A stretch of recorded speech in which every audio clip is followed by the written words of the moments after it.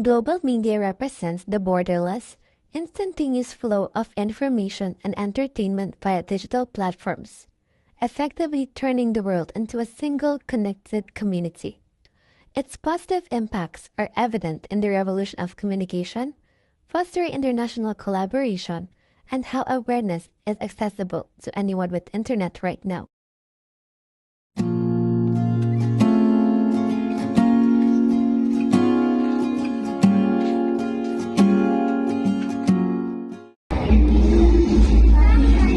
Kamusta na kaya ang mga anak ko sa Pinas? Gusto ko sila kamustahin, pero ang mahal kasi magpa-load sa mga SIM ko.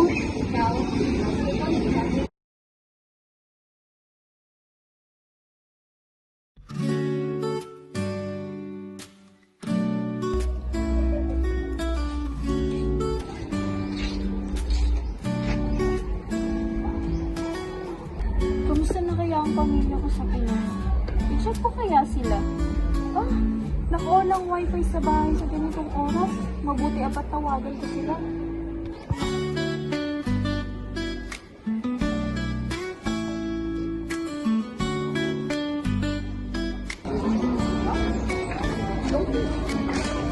Nay, buti nagpatawag ka.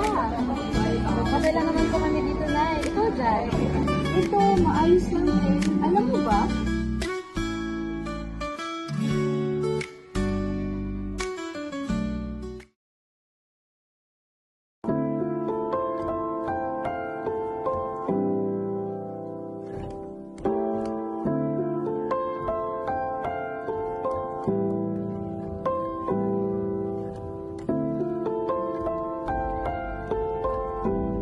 Uy, Mare! Nakauwi ka na pala, hindi man lang namin alam. Na Mare, malakas mag-load sa roaming SIM ko. Kaya minsan, dinadagdag ko na lang sa pinapadala ko sa amin. Ay, oo nga naman. Ay, alam mo ba? Ang alin? Na si Maria, kinasal na siya. Talaga ba? Kailan pa? Nung nakaraang buwan pa. Sayang nga, hindi mo naabutan. Hindi kasi namin alam kung paano ka i-contact. Bridesmaid ka pa naman sana. Sayang nga eh, kung may mas madali lang sanang paraan kung paano ako makipag-komunikasyon sa inyo.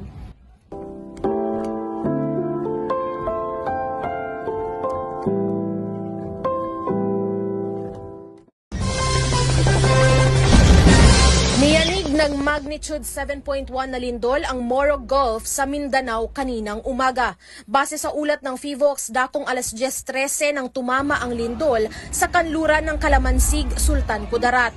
Mayroong lalim na 722 kilometers ang tectonic na lindol. Napaulat naman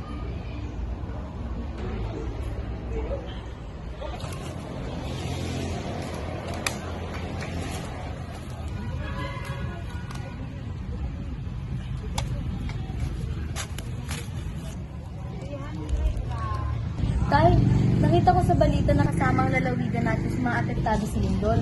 Kumusta kayo dyan? Ang bahay natin. Sa awa ng Diyos anak, maayos lang naman ang kalagayan naman dito. Mabuti naman kung ganun. Paano naman yung kasal ni Roberto? Di ba ngayon yun?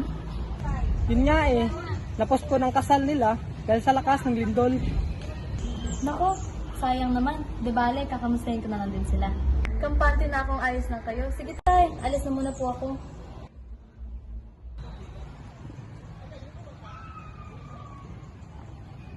However, it is not without challenges. Although global media undeniably makes our lives easier, its expansive reach also carries significant negative consequences. Notably, the rapid spread of misinformation and fake news, alongside the risk of cultural erosion as dominant global narratives overshadow local traditions.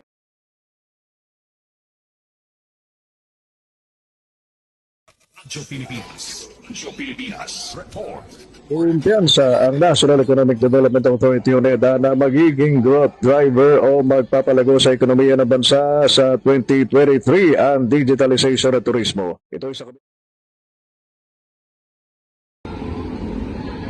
Uy, nakita mo ba to? Tatanggalin na daw yung senior high school sa curriculum. Ha? Saan mo naman nakita yan? Ito oh. Naku, talaga? Oo nga, ang dami ng likes eh. Hay, mabuti naman mababawasan ang mga bayarin ko.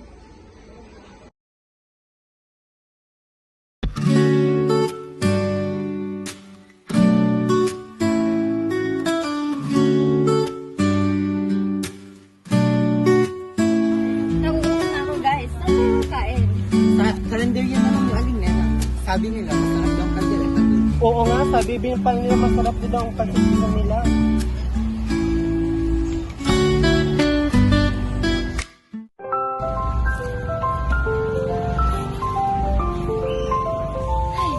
Guys, saan talaga tayo magkain? Parang nag-crave ako ng adobo. Ayaw niyo ba mag-sanggol? Nakita ko kasi sa TikTok, natakam ako. Sa kalendarya nila alaman. Kasi hindi pa ito masarap yung makita ng adobo kung nila. Nakakasawa na yan. Mag-sanggol muna tayo. Nakita ko kasi sa TikTok. At the end of the day, global media must be run by people and not the other way around. To harness its benefits responsibly, individuals must use global media with critical engagement